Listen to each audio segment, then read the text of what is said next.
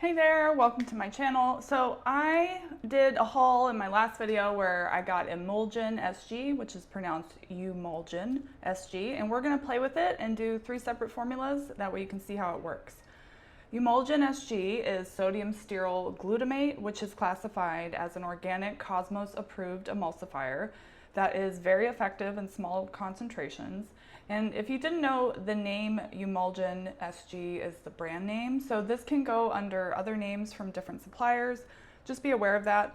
The Lotion Crafter brand is Emulgin SG. So when searching for this ingredient, look up sodium stearyl glutamate, not Eumulgin SG. I decided to test it out and see how well it emulsified. I tried 3 different ways to make a cream with this, and it was kind of a doozy, my own fault really. I made a few mistakes along the way. But this emulsifier is appealing to people because it falls under the natural category, which makes liquid crystal emulsions, which in short is different than emulsions made from e-wax or other emulsifiers. It wraps the water in these lamellar gel networks that make it more rigid and allow the water to stay on the skin longer, making it more hydrating. Emulsions with this emulsifier are said to be nude or naked feeling on the skin. Of course, that depends on the other ingredients you use, but we are going for that feeling when working on these formulas. Eumulgin SG is an anionic emulsifier, so it can only be paired with certain thickeners that are non-ionic or anionic, not cationic. That means it has a negative charge. This is something to learn as you go more in depth with your formulating journey because anionic and cationic emulsifiers are not compatible with each other.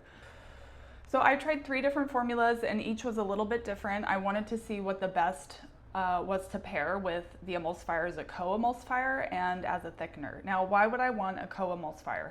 Well, they can help with the stability of the cream and they can help with the skin feel.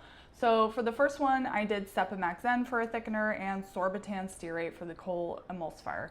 Sorbitan stearate is a low HLB stabilizer, which is recommended as a co-emulsifier for emulsion. Then the second one I did was polysorbate 60 as a co-emulsifier, also with Sepamaxen as the thickener. And for the third one, I wanted to try a fatty alcohol, so I did behenyl alcohol.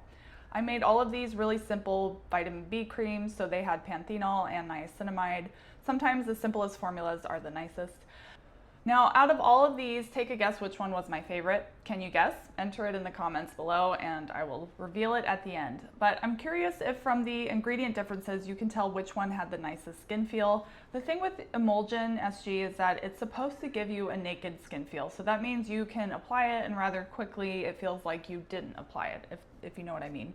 So some of the struggles I had with using Emulgin is with these co-emulsifiers is that it's hard to know how much to use because there is 0 thickening with the emulsifiers, with the exception of behenyl. So I wasn't sure how much Sepamax to use to ensure they were going to be the texture I was going for. And we're gonna call this the naked cream. Another thing is that using an emulsifier like this one means you cannot use cationic thickeners or emulsifiers together in the formula. It just won't work. They are opposed to each other. You strictly have to use anionic or non-ionic ones. So if you wanted to keep this completely natural, you could use hydroxyethyl cellulose, Terra gum, xanthan gum as your thickeners rather than Sepamax. But FYI, if you want this to have more of a creamy feel, then you'll need a nice fatty alcohol like ceteryl, ceterith, or behenyl. And I actually made a mistake while making Formula 2, and I thought it was important to show that to you. This way you can see the huge differences between the first time I made it and then the second time when I corrected it. You know, because we learn from our mistakes here. So stick around and let's get to the formulas. Okay, let's make these formulas. I'm going to try and get through these quickly. They're all made very similarly and very simply, so I don't want to go in too much detail about each single step because that'll take forever to get through 3 formulas. So I'm going to put each formula on the screen before I show how I made it. The supplies you're going to need are heat-safe containers, scales that weigh in 1 gram increments, immersion blenders, pH readers, stirrers, or spatulas, and jars to store these in. So for Formula 1, we have 3 phases in each of these formulas. The emulsion can go into the oil phase or phase B. We have Sepamaxen, Sepamaxen, which will go into the water phase. It's pretty simple and clear cut. I did 200 gram batches this time around, which is a little over 7 ounces. And I think I'm going to stick to 200 gram batches because 7 ounces is a lot less than 10 ounces. So I'm going to put the gram, I'm not going to put the gram amounts up because I know you all are more than capable of figuring that out, right? So for the first formula, we're going to start with the water phase and adding the propylene glycol to that. If you don't have propylene glycol and you want to make this formula, you can use propanediol or glycerin or another type humectant. And we're going to add our Sepamaxen to that.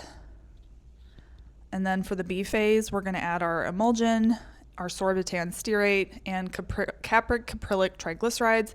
And my goal with this formula was to keep it very lightweight because I wanted to see if it truly has that naked skin feel. So I wanted to avoid using any heavier oils. So capric caprylic triglycerides are perfect because they are extremely lightweight. If you don't have that, you can use squalane oil or even almond oil, as those are pretty lightweight also. I'd avoid using anything heavier though. Even jojoba oil would be too heavy with this if you are wanting to stick to a very lightweight cream. Okay, I'm going to move on to the second formula, which I actually did side by side with the first formula. And remember, I made a mistake with doing the formula this time around. So here's the formula, and for the second formula, we're going to do everything the same, except we'll be adding polysorbate 60 into the oil phase. And this is where I made the mistake. I completely forgot to add in the Sepamaxen, and I tried to fix it by adding it in at the end, but it didn't go as planned. Everything is done exactly the same as the first formula, except we're taking out the sorbitan stearate and instead adding in polysorbate 60. Polysorbate is an interesting ingredient. It's like a thick, runny, solid gel type consistency. The goal with these formulas was to see how the texture changes and what the result was when using different thickeners and co-emulsifiers.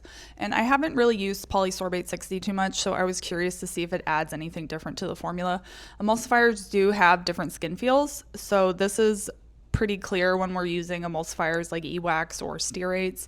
E-waxes generally feel more waxy on the skin, where ingredients like glycerol stearate feel really silky and lightweight. So after I put everything in, we're going to put all these on the heat.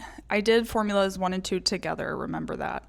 So while these are heating, we're going to do the C phases for both of these. So we're doing 3% niacinamide and 2% panthenol. And then we're going to do our extract, preservative, and dimethicone. Dimethicone is an awesome ingredient. It's definitely not natural, but it's amazing in any formula, especially ones for the face. It's kind of become a non-negotiable ingredient for me.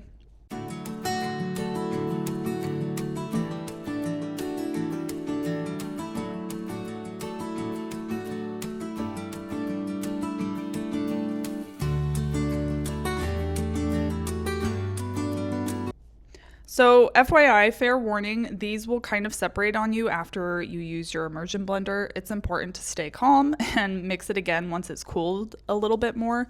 And remember, you don't want to overblend the tar out of it. Just do a few spurts several times, then let it sit and cool a little bit, and then blend it again.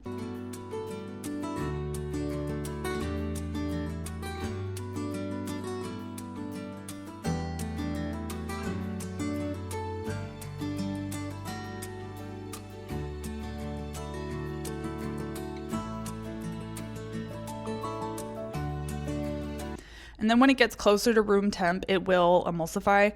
You can also stir it by hand for several minutes until it fully thickens up after you blend it one last time. Once it's at fully room temperature, it won't separate. I've noticed this with anionic emulsifiers. They can separate a bit if you blend them while it's really hot. And they don't like to be over blended. So just blend for a minute or two, then leave it until it cools a little bit, blend it again for just a little bit, and then mix it by hand after that until it's fully cooled.